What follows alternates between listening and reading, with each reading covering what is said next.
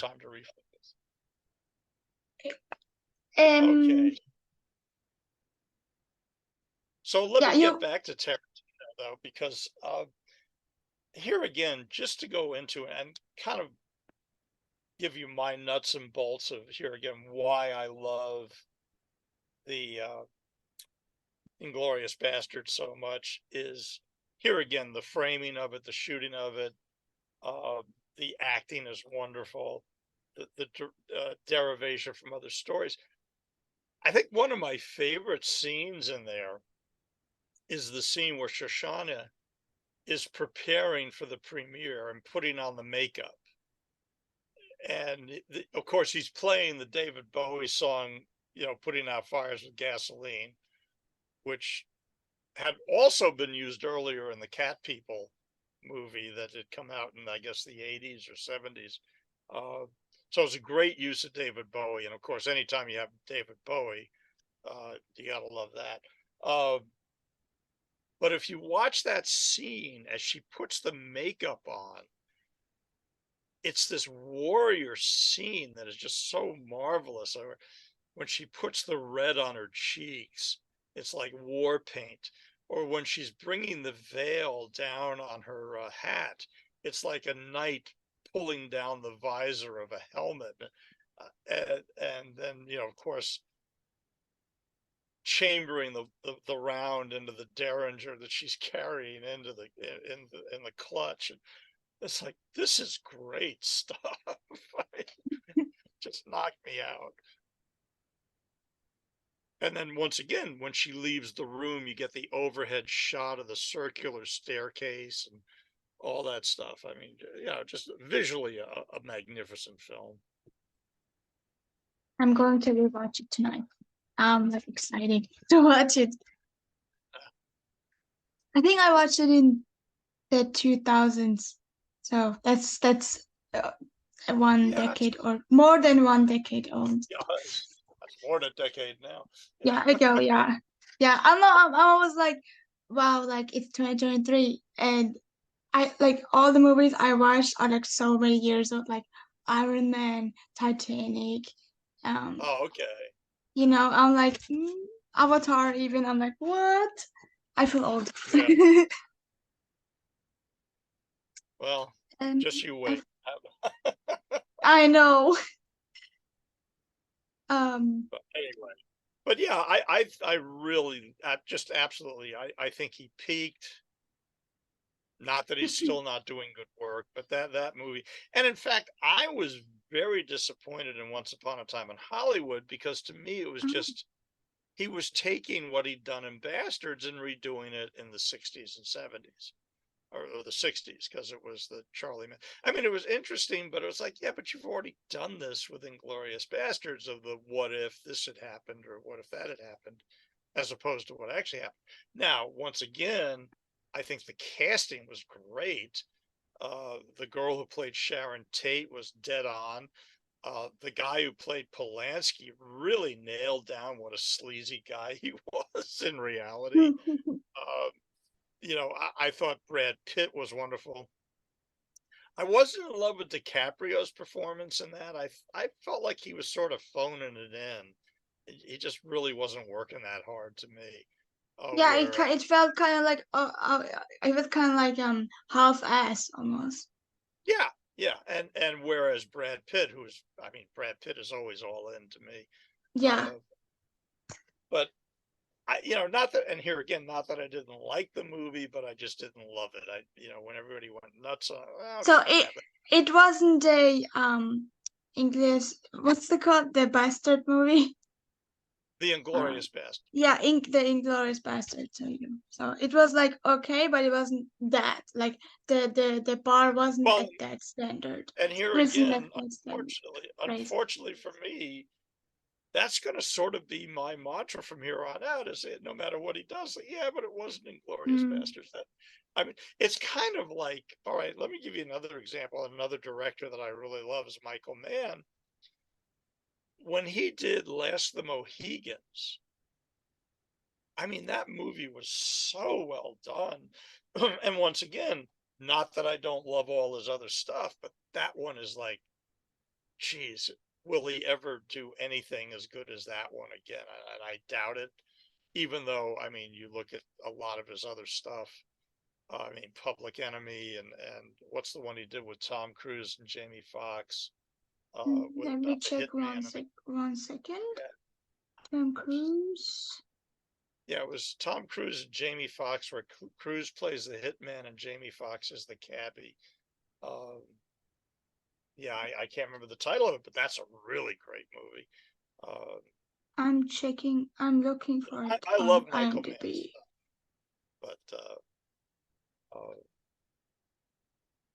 geez, what was the name of that one Oh, too? he's German. I just realized because I was like Michael Mann, Michael Yeah, Mann, Mann, but Mann. anyway, So, um, um, but to me, the movie he was born to make was Last of the Mohegans, and I think mostly because he took what I thought, and I read it in junior high, and found the novel incredibly boring. I said, man, he's actually made this really boring book into a really cool movie. Now, was he faithful to the book? No, but who cares? At no, least I, but like, who is? Who is? yeah, really, that's true. I mean, very few movies follow the novel. I think A Simple Plan is one where you could say, well, the only thing that changed was the end, but the guy who wrote the novel wrote the movie too, so he made the change himself. Uh, Oh, but yeah, oh boy, Collateral. That's the name of it. Jeez, thank you. ah, It's okay. the movie Collateral. But but here again, yeah, I think Michael Mann is a really wonderful director as well. You got a whole bumper crop of these guys, and it's funny because they're actually starting to get older now. I Yeah. I don't know who's going to replace them, but it'll be interesting to see. Uh, So, because do you think that Quentin Tarantino is like past his prime or is still no, he no, in no, I his don't think he's. prime? In fact, I heard the other day that he's going to do one more movie, and Yeah, that's going yeah. to. Like he has this role with 10 movies and then I'm done. I'm like, do you really want to retire and like, let us Well, movies he can live off. um I'm sure he can live yeah, off his royalties just fine. but like um, but like, I I like to don't say I could live off his income taxes probably. Uh, but as I was saying, like I'm kind of sad that he like yeah, he's going to has sort of this rule retire. and like I'm done. Like this is with my 10th Yeah, movie. yeah. Well, yeah, his choice, and hey, he's done 10 movies, all of them very impactful. Mm, Some of them quite influential. So it's like, yeah, yeah.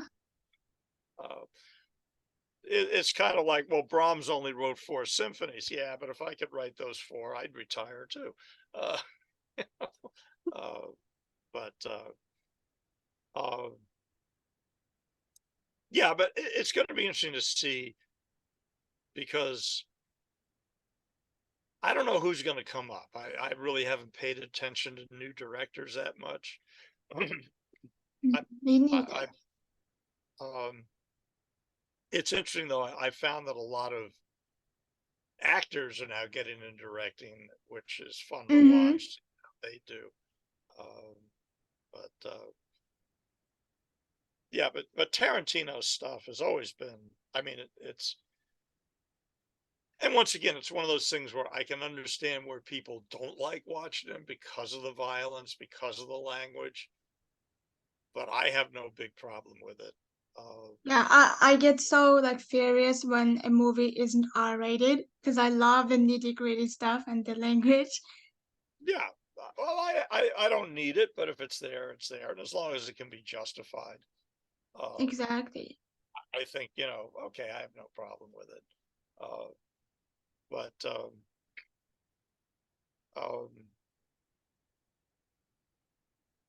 that movie to me though, that I mean, like I say, I enjoy Hateful Eight. You know what really stood out to me on Hateful Eight was the music. I think that's some of the best. Yeah, the score. And of course, he used Enrico, the Italian composer who did a lot of the spaghetti westerns back in the 60s and 70s. Uh, so he kind of replicated that whole, good, bad, and the ugly type stuff. Uh, Mhm. but that was a fun movie too. Yeah, I really enjoyed that, especially with the. And here again, he did it in Bastards as well. Was the voiceover narrator with using Samuel Jackson in some places and other people in others. Uh, but I like I Samuel Jackson. oh yeah, I know he's a lot of fun. I in He's a fact, lot of fun. oh god, yeah, watching him work is such a Oh, gas. yes. Like, I what's your really think. favorite? What's your favorite Samuel Jackson movie? Well, I think, geez, that's a good one. Yeah, because there's so many. There's a lot I'm of stuff. I think the one he got robbed in was, I don't know if you've ever seen Jungle Fever, the Spike um Lee movie, which is one of the first roles dominant roles he had. He wasn't even the main actor, but he played a crack addict in that, and he was so good. It was just like, oh my God, this guy would scare the hell out of me but if I like had to. that's so on brand for him, like to play Well, yeah, these yeah, that's roles. sort of what he And does. I don't want to like sound racist or some or and that's the least thing I want to sound like. No, But but like I mean, but he like played. he has this like he has the capacity to do that, like to play those I roles, like when he played what's the name, when he played I can't remember the name of the movie. well, you think Oh of Shaft? yeah, Killer's Bodyguard. Oh yeah, yeah, yeah, yeah, yeah, yeah. Yeah, Oh my God. I love, like, yeah, that was it's fun too. so funny. Or Yeah. like Kingsman. He played Mr. Valentine in Oh Kingsman. God, And that like was so. I love his like transformations into roles. Yeah. Like in Kingsman, he had this like thief thingy, so he was like kind of like lisping. Well, he was kind of like Urkel on steroids. Uh, I don't know if you know the character I'm talking about. Urkel was the character from an old TV show, uh, who was this black actor who plays this kind of nerdy guy. Uh, so yeah, when I saw him doing that with a little lisp going on and all that Hmm. stuff, uh, I did like him in Shaft. I thought he did a really good job with that, um, which is one of the few remakes I've seen done that I thought worked out well. I'm not a big fan of remakes on movies, uh, but like I say, if you ever get to see Jungle Fever, though, by Spike Lee, and you watch him in that, where he plays Wesley Snipe is the main character, and he plays Wesley Snipe's brother. And there's a scene where he comes to his parents' house and he's Hmm. shaking his mother down for money, and it's just like, oh, he's captured the addictive personality so well in that. I was like, Like, I think he should have been nominated for a supporting actor in that thing. I really did. yeah, I can visualize it right now. Like with him with his like um huge like height and then shaking a woman Yeah, down. And so but it's kind of like sad to see that he's like aging, because in Secret Invasion, I yeah. don't know if you're watching it, he cannot stand up properly. Oh, okay. I didn't know that. No, I haven't seen Yeah, that. it's so sad, but it is still hilarious in Secret Invasions. That's on Disney Plus, and he Oh, okay. there is this joke with Louis the 14th and chairs. I Oh, really? I lost my shit. It was so funny. That's great. It's That's like great. it's like Samuel Jackson at his best. Like, Yeah. it's so good. Or like he did this voice acting job on this movie. What is called, the Fury of something something. The Fury. Hmm. It was Oh, a Iron Fist. Was it the Iron Fist? No, it was an animated one. Okay. Oh, Sergeant Fury thing or Mm, Nick Fury, whatever. no. He I don't. that's Marvel, but he played. Oh yeah, Paws of Fury. Oh, oh yeah. He has this joke where like, what was it? What's it? What the mother loving cocker spaniel is going on here? Oh yeah. Which is interesting because that sounds like kind of a. I don't know if you've ever seen Full Metal Jacket, but that My sounds like a replication of the drill instructor in the boot camp of Full Metal Jacket. Uh, which, by the way, if you've never seen that, Lawrence Fishburne is in that as a Okay, 17-year-old. I'm in, I'm in. Full Metal Jacket. Yeah, Full Metal Jacket is a it's actually based on Conrad's novel Heart of Darkness. Or no, I'm sorry, no, that's Apocalypse Now. Getting mixed up. Full Metal Jacket is a Stanley Kubrick movie, but it's about the Vietnam War. Uh, Oh, but I'm really seeing powerful. pictures. It's a gut punch movie. But the Hmm. opening sequence when these guys go into the boot camp in the Marines and Lee Oh, Ermey plays the drill instructor, and he was a drill instructor in real life, so he okay. knew just how those guys behave. In fact, he was actually that's the funny thing about that movie was he was brought in as an advisor, and he kept Mm. coaching the guy who was the drill instructor. And finally, Kubrick says, "Look, why don't you just do it? You're so good." And he would improvise most of the stuff he's doing. He's just coming right off the top of his head with I it. think I have heard that story before, and I'm seeing Yeah. a picture currently on IMDb, and um, he's like screaming, and he has this bunch Oh of like yeah. Just men. early And I'm insult like, after oh, okay. insult. Oh, and it is very accurate. Now, I was not in the Marines myself, so I can't attest to Marine boot camp, but the Hmm. guys I knew who had served in the Marines, I said, yeah, that's pretty much what boot camp was like back then. They would beat the crap out of you and just, insult you. I mean, they did it in the Navy, but not to the same degree they do in the Marines. Uh, because I was in the Navy myself.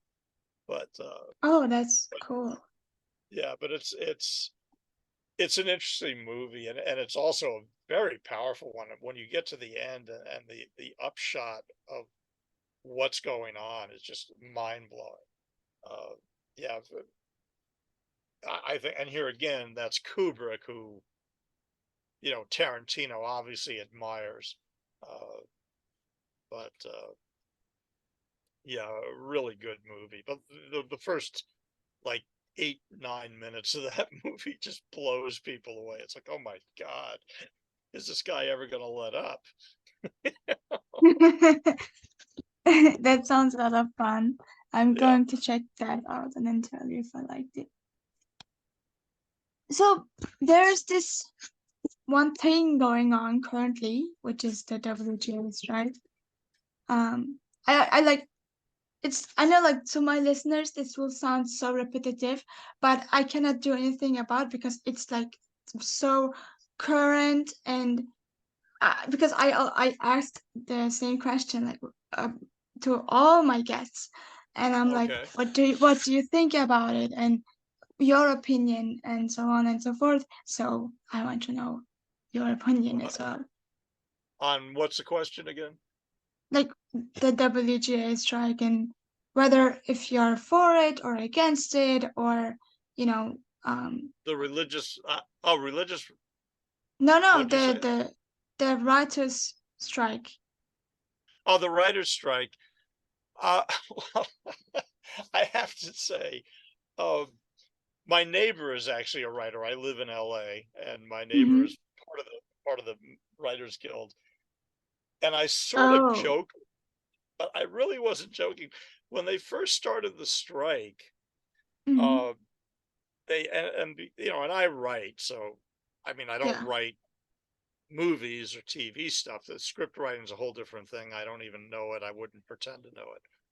But when they first started the strike, they were showing it on the local news, and all these writers were out there chanting this. And I'm sure you've heard it, this "Hey, hey, ho, ho." whatever we're complaining about has to go. It's this typical chant. And I went over to him, I said, you know, if this is the best you guys can do as writers, is this dumb chant that everybody does? I don't know that you necessarily deserve a new contract. He kind of laughed at it. He understood. He said, yeah, that's, there's other people that are in there. I said, yeah, I was, when I taught, I was involved in a movement at one of the schools I was with where we had some problems with the administration. And I remember at one point, one of the teachers coming up to me and saying, hey, look, we're going to have this demonstration the other day. And I said, well, I'll tell you what, I will show up if you can promise me there's going to be no chants or tambourines or any of that stuff. He goes, oh, no, that's what we're going to. I said, no, that's ineffective. You do stuff like that, it just makes you look stupid. I'm sorry. The way you get change is you get in there and you get in their face and you give them facts. And standing on a corner and banging pots and pans and yelling and screaming, just to me, it diminishes your argument. You're not. So it is interesting. I have a bad feeling that the writers are going to come out on the short end of this, because I think what will happen, and I understand their complaints, because with streaming services now, royalties become more important than ever. You can't depend on Mhm. upfront payment. But I have a feeling what's going to happen is that they're going to get the contract they want, but then what the studios will do is they'll just let people retire and not rehire, and they're going to start going to AI and start Oh using that. yeah. Now, I think that's one of the things they want in the contract is no AI, no, whatever they call it, chat, whatever it is. Uh, Chat GPT. yeah, GPT chat, whatever. I think that's one of the things they want, but I don't think they're going to get it. Or even if they get it, I think it's going to be worded in such a way that the studios will be allowed to.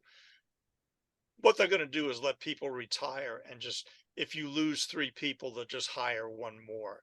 And then they'll slowly get to a position where you've got, maybe instead of 20 writers, you've got 5 writers who will then take these scripts that are AI produced and then work on them and revise them. So that's,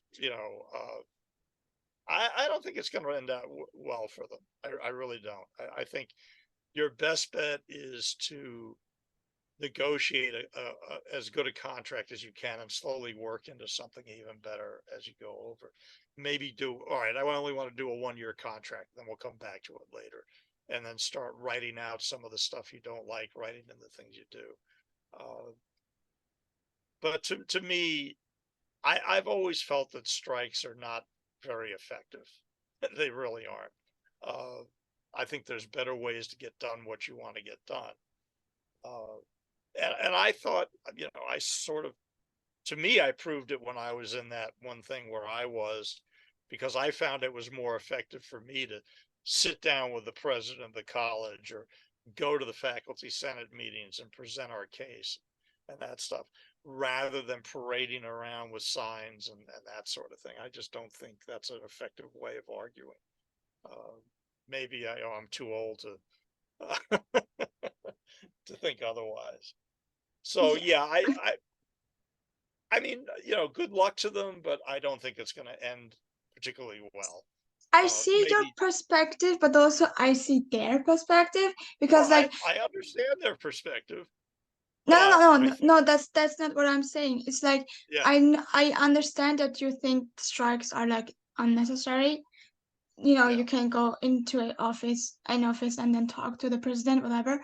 But what if the strike is your only option to do because you have been ignored by those like people, well, and here, those people and at the once higher again, places. well, let me kind of back up. I don't say strikes are completely ineffective, but I don't think they're the best I way. I I know, but I'm just But let me voicing say my this: opinion. is I I'm not don't. saying that you don't understand. I'm just saying you're saying that it strikes, are ineffective. I get that, but you have to, I guess, like put your shoes into those as well, Yeah, which you did. I understand, but like you did, and what you just have to like imagine, okay, I've been ignored, so what's the what can I do? And I Yeah, guess a strike is the last option because they yeah. have been ignored. Yeah, although I have to say, in my experience, the strike has never been the last option. I think a lot of times it's the go-to option. Yeah, So I think that's what people I are meant. too willing to go to it. But let me give you this too, and this is one of the things I worked at various jobs all my life. And, in Hmm. fact, it's funny because until I started teaching, that's probably the only steady job I ever had. Uh, in fact, a funny story is I remember when I had my 20th wedding anniversary, my best man said to me, he says, "Can you believe you've been married 20 years?" I said, "Well, I can't believe it. I've been on the same job for 20 years." Because when I was younger, I'd go here, I'd go there, I was all over the place. But anytime a boss threatened me with my job, I would always just go, you know what? You're not the only game in town. I can take my talents and skills elsewhere. So Mhm. you want to fire me? Go ahead. Go So ahead. I've Yeah. never lived my life on the premise that this is all I can ever do. And Mhm. I have to say it's somewhat cocky, and I still hold it to, you know, I've held it throughout my age. It's like, no, I am not indispensable, nor is your job. So, so don't threaten me with, oh, I'll just fire you because, okay, fine. The guy down the street might hire me. If I don't get it with Mhm. him, I'll go up the other end. I'll always find, and maybe I've just been lucky, but I've never been out of work for very long. Uh, because if you're reliable and you do a good job, somebody wants you. Uh, so yeah, I've never I do agree with operated that. on and when I hear, well, it's my only option, I don't know. I'll go into a different field if that's what it takes. I don't care.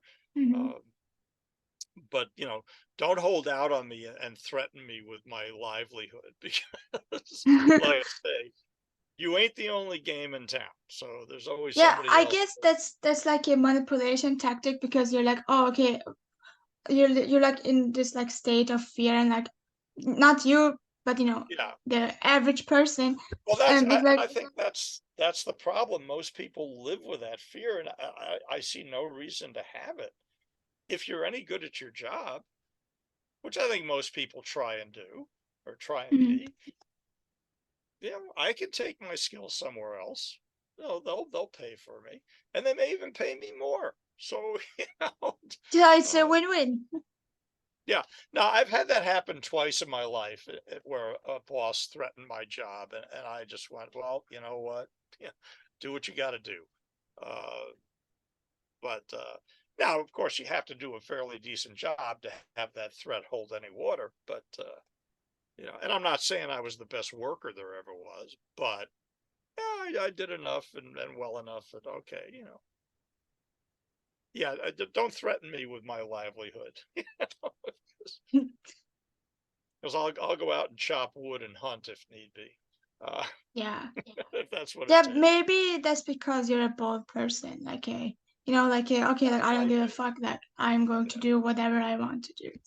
yeah. But most Well, people aren't like that. And I get that you're like saying, there's no need for that fear isn't necessary, but you know, it's I guess it's a part of like the upbringing of a person or like yeah. the culture or the Oh generation. yeah, yeah. Absolutely. Yeah, I would not argue that at all. And So, I think, well, what is it? Thoreau said, "The mass of men lead lives of quiet desperation."